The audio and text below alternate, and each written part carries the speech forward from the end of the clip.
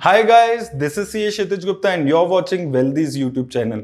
आज हम लोग बात करने वाले हैं Mirae asset emerging blue chip fund के बारे में। ये एक large and mid cap category का फंड है और ये अपना मेजर जो पैसा है वो लार्ज कैप और मिड कैप कंपनीज में यहाँ पर इन्वेस्ट करता है। अब दोस्तों, आज से कुछ टाइम पहले तक ये one of the best performing funds यहाँ पर चल रहा था। तो इस वीडियो में हम देखेंगे इस फंड की इन्वेस्टमेंट स्ट्रेटेजी क्या रहती है, फंड अपना मेजर पैसा कहाँ लगाता है और क्या ये फंड अपने बेंचमार्क इंडेक्स को रेगुलरली बीट कर पा रहा है या नहीं। तो आइए दोस्तों देख लेते हैं ये वीडियो। तो दोस्तों, जैसे कि मैंने आपको बताया था, ये एक large and mid cap fund है। अगर हम इसके बेंचमार्क इंडेक्स की बात करें तो Nifty large mid cap 250 TRI इसका बेंचमार्क इंडेक्स है। और जैसे हमने बात की थी कि सिंस जैसे कि इसके नाम से ही समझ आता है ये एक large and mid cap fund है, तो ये टॉप 250 कंपनीज में अपना मेजर पैसा लगाकर चलता है। यानी कि लार्ज और मिड कैप दोनों टाइप की कंपनीज में अपना पैसा यहाँ पर लगा के चलता है। वहीं दोस्तों, अगर इसकी लॉन्च डेट की बात की जाए तो काफी पुराना ये फंड है। जुलाई 2010 से ये फंड यहाँ पर अभी काम कर रहा है। वहीं दोस्तों, अगर हम बात करें इसके फंड मैनेजर की तो यहाँ पर बहुत पॉजिटिव चीज मुझे यहाँ पर लगती है कि मिस्टर नीलेश सुराना जी इस फंड को मैनेज कर रहे हैं सिंस 2010। यानी कि जब से ये फंड शुरू हुआ है तब से सेम फंड मैनेजर इस फंड को हैंडल कर रहे हैं। तो एक बहुत ही पॉजिटिव चीज ये निकल कर आती है किसी भी फंड के लिए कि एक फंड मैनेजर अगर किसी फंड को मैनेज कर रहा है तो इन्वेस्टमेंट स्ट्रेटेजी सेम रहती है और उसके साथ साथ जो परफॉर्मेंस है उसमें भी कंसिस्टेंसी दिखती है। और मिस्टर नीलेश सुराना जी के साथ साथ मिस्टर अंकित जैन जी ने भी इस फंड को 2019 में ज्वाइन किया है। और अगर आप इन दोनों ही फंड मैनेजर्स का परफॉर्मेंस भी देखेंगे तो और भी फंड जो ये मैनेज करते हैं वो भी काफी अच्छा परफॉर्म कर रहे हैं। वहीं दोस्तों, बात की जाए यहाँ पर इसके फंड साइज की तो 21,000 करोड़ से ज्यादा का इसका फंड साइज हो चुका है। हालांकि फंड साइज बहुत ज्यादा देखने को लगता है, लेकिन एक large and mid cap category के फंड के हिसाब से अगर आप देखेंगे तो बहुत ज्यादा ये नहीं है, सिंस ये एक बहुत बड़ी मार्केट कैप की कंपनीज में पैसा अपना यहाँ पर लगा सकता है। वहीं दोस्तों, अगर हम बात कर लें इसकी मार्केट कैप वाइज एलोकेशन में तो लार्ज कैप कंपनीज में 58% पैसा, मिड कैप कंपनीज में 38% पैसा और स्मॉल कैप कंपनीज में ये 3% पैसा यहाँ पर लगाकर चल रहा है। तो यहाँ पर आपको वही देखने को मिलेगा कि लार्ज कैप और मिड कैप इस टाइप की कंपनीज में ये मेजरली अपना पैसा लगाकर चलता है। लगभग आप देखेंगे मेजर पैसा ये इन दोनों में ही लगाकर चलता है, जिसमें से लार्ज कैप कंपनीज में कंपैरेटिवली ज्यादा पैसा ये लगाकर चल रहा है। एग्जिट लोड की दोस्तों बात कर लें तो अगर आपने इस फंड में से एक साल के अंदर पैसा निकाल लिया तो आपको 1% का एग्जिट लोड देना होगा। एक साल के बाद अगर आप कोई भी पैसा निकालते हैं तो कोई भी किसी भी टाइप का एग्जिट लोड आपको नहीं देना होगा। वहीं अगर हम दोस्तों इसकी रिस्क रेशियोज पे यहाँ पर बात कर लें तो अगर आप स्टैंडर्ड डेविएशन की बात करेंगे तो स्टैंडर्ड डेविएशन किसी भी फंड का ये बताता है कि एक फंड कितना ज्यादा वॉलेटाइल है रिटर्न देने के मामले में, और ये जितनी कम होती है उतनी स्टेबल रिटर्न्स किसी भी फंड की दिखती है। तो स्टैंडर्ड डेविएशन इसकी ज्यादा है, जिसका मतलब है कि बहुत ज्यादा वॉलेटाइल ये फंड यहाँ पर दिखता है। शार्प रेशियो किसी भी फंड का ये बताता है कि एक फंड कितना बेटर रिस्क एडजस्टेड रिटर्न दे सकता है। तो रिस्क एडजस्टेड रिटर्न का मतलब हो गया कि कम रिस्क लेकर ज्यादा रिटर्न्स। तो शार्प रेशियो के मामले में भी ये फंड यहाँ पर अच्छा दिख रहा है। टर्नओवर रेशियो की दोस्तों अगर हम बात करते हैं तो टर्नओवर रेशियो किसी भी फंड की ये बताती है कि एक फंड कितना ज्यादा अपने पोर्टफोलियो में चेंजेस करता है, अपने पोर्टफोलियो में जो स्टॉक्स को वो बाय करता है उनको कितना फ्रीक्वेंटली बाय और सेल करता है। और जितनी कम टर्नओवर रेशियो होती है उतना ये दिखाता है कि एक फंड किसी भी कंपनी को अपने पोर्टफोलियो में लॉन्ग टर्म के लिए ऐड कर रहा है। तो यहाँ पर टर्नओवर रेशियो इसकी काफी रीजनेबल दिखती है, 64% के आसपास। वहीं अगर आप कैटेगरी एवरेज देखेंगे तो 180% के आसपास है। तो यानी कि ये फंड जिन कंपनीज को पोर्टफोलियो में शामिल कर रहा है उनको लॉन्ग टर्म के हिसाब से अपने पोर्टफोलियो में जगह दे रहा है। तो ये एक लॉन्ग टर्म इन्वेस्टर के हिसाब से काफी पॉजिटिव बात हो जाती है। सेक्टर एलोकेशन पे दोस्तों इसकी बात कर ली जाए तो मेजरली अपना जो पैसा है वो फाइनेंशियल सेक्टर में लगाकर चल रहा है, 29% पैसा।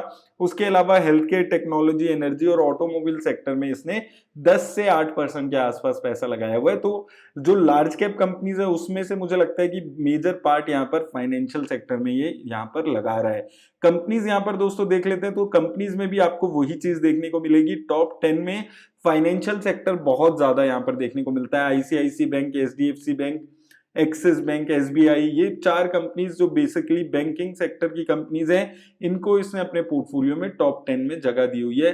5% के आसपास यहाँ पर आप देखेंगे आईसीआईसी बैंक और एचडीएफसी बैंक है। उसके अलावा मैक्स फाइनेंशियल सर्विसेज को भी 2% में यहाँ पर ऐड किया हुआ है।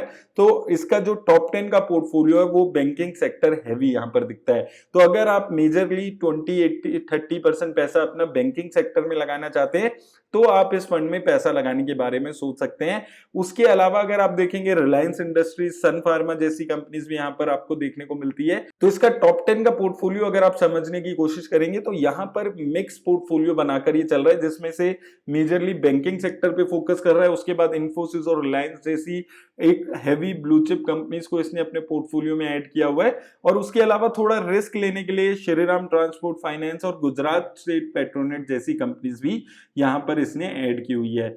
वहीं दोस्तों रिटर्न्स पे इसकी अगर हम बात कर लें तो अगर आपने इस फंड में 10,000 रुपए से शुरुआत की होती, एक साल में बहुत अच्छी रिटर्न्स नहीं दी है इसने। एक साल में 10,000 रुपए आपके इसने 10,550 के आसपास बनाए हैं।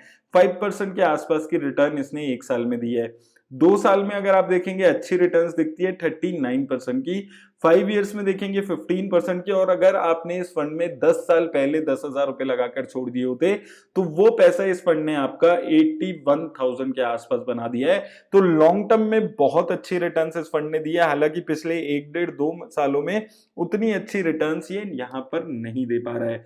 वहीं अगर आप SIP रिटर्न्स पे यहाँ पर बात कर लें तो SIP में भी आपको यही देखने को मिलता है। लेकिन अगर आपने 1,000 रुपए पर मंथ से एक साल पहले SIP कराई होती तो आप अभी नेगेटिव रिटर्न यहाँ पर देख रहे होते। -8% के आसपास की रिटर्न इस फंड ने आपको बना कर दी है। अगर आप 5 साल में बात करते हैं तो 60,000 की लागत इस फंड ने आपकी 92,000 के आसपास बना दी है। और 10 सालों में 1,20,000 की लागत इस फंड ने आपकी 3,60,000 के आसपास बना दी है। 21% के आसपास की रिटर्न इस फंड ने आपको 10 सालों में दी है। तो देखिए बहुत लॉन्ग टर्म अगर आप चले जाते हैं 10 साल 5 साल तो रिटर्न्स अभी भी अच्छी दिखती हैं। लेकिन 1 साल 2 साल पिछले 1-2 सालों में फंड जो है वो अंडर परफॉर्म यहाँ पर कर रहा है। अब दोस्तों अगर आपको किसी भी फंड को जज करना है कि क्या वो फंड सही मायने में अच्छी रिटर्न दे पा रहा है या नहीं, तो आपको ये देखना बहुत ज्यादा जरूरी है कि वो अपने बेंचमार्क इंडेक्स को कैसे बीट कर पा रहा है।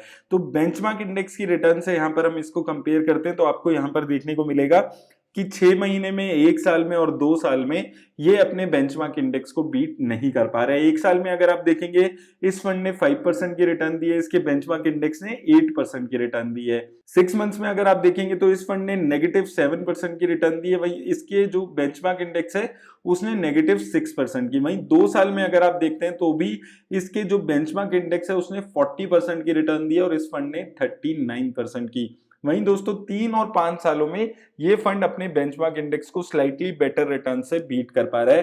5 सालों में इसके बेंचमार्क इंडेक्स ने 13% की रिटर्न दी है, वहीं इस फंड ने 15% के आसपास की रिटर्न दी है। अब दोस्तों इस फंड के साथ जो सबसे बड़ी नेगेटिव बात इस वक्त आ जाती है वो ये है कि यहाँ पर आपको जो इन्वेस्टमेंट है उसकी एक लिमिटेशन है। इस फंड में आप लमसम इन्वेस्टमेंट नहीं कर सकते हैं और अगर आपको SIP भी करनी है तो सिर्फ 2500 तक की ही इन्वेस्टमेंट कर सकते हैं। तो वो एक रिस्ट्रिक्शन है जिसके बारे में आपको याद रखना है अगर आप इस फंड में पैसा डालने के बारे में सोचते हैं तो दोस्तों देखिए लॉन्ग टर्म में इस फंड में रिटर्न्स अच्छी आई हैं, लेकिन जो सबसे बड़ी दिक्कत इस फंड के साथ है कि इस फंड में सिर्फ आप 2500 रुपीज पर मंथ की ही नई SIP कर सकते हैं, जो कि एक मेजर प्रॉब्लम मुझे इसमें लगती है। दूसरी प्रॉब्लम इस फंड में क्या लगती है कि जब मार्केट बहुत ज्यादा करेक्ट होती है उस टाइम पे आप इस फंड में कोई लमसम पैसा इन्वेस्ट करके अपना जो ओवरऑल पैसा है उसको एवरेज आउट नहीं कर सकते हैं। तो इसलिए मुझे लगता है कि इतनी वॉलेटाइल मार्केट में सिर्फ 2500 की इसकी SIP है और लमसम भी आप नहीं करा सकते हैं। तो बेटर है आप AC फंड हाउस का कोई और फंड देख लें जो सेम फंड स्ट्रेटेजी अपनाता हो और उस फंड में इन्वेस्ट करने के बारे में सोचें। इस फंड से अभी मुझे लगता है कि कोई बहुत ज्यादा बेनिफिट आपको नहीं होने वाला। बाकी दोस्तों जैसे कि मैं आपको बताता हूं कि अगर आपको ये वीडियो अच्छी लगी हो तो इस वीडियो को लाइक और शेयर करना ना भूलें और ये चैनल को भी सब्सक्राइब जरूर कर लें। हेल्थ की बात आती है तो डॉक्टर की याद आती है, लेकिन जब वेल्थ की बात आती है तो किसकी याद आती है? फाइनेंशियल मार्केट में इंटरेस्ट रखते हो? क्या आप एक ऐसा बिजनेस जो unlimited earning potential they with zero investment ढूंढ रहे हो? क्या आप एक CA, stock broker, LIC agent, banker या फिर म्यूचुअल फंड डिस्ट्रीब्यूटर हो जो अपने क्लाइंट्स की वेल्थ प्लानिंग करके अर्न कर रहे हो? तो आप बन सकते हैं वेल्दी के वेल्थ पार्टनर। यहाँ पर आपको मिलेंगे 150+ प्रोडक्ट्स, टाइमली पे आउट्स, ट्रेनिंग और सपोर्ट। तो सोचो मत, डिस्क्रिप्शन बॉक्स में जाओ और अपनी ऐप डाउनलोड करो। और हाँ, यहाँ पर आप अपनी फर्स्ट सेल पे 1000 रुपीज़ का बोनस भी आपको मिलता है। So think wealthy, get wealthy. Thank you.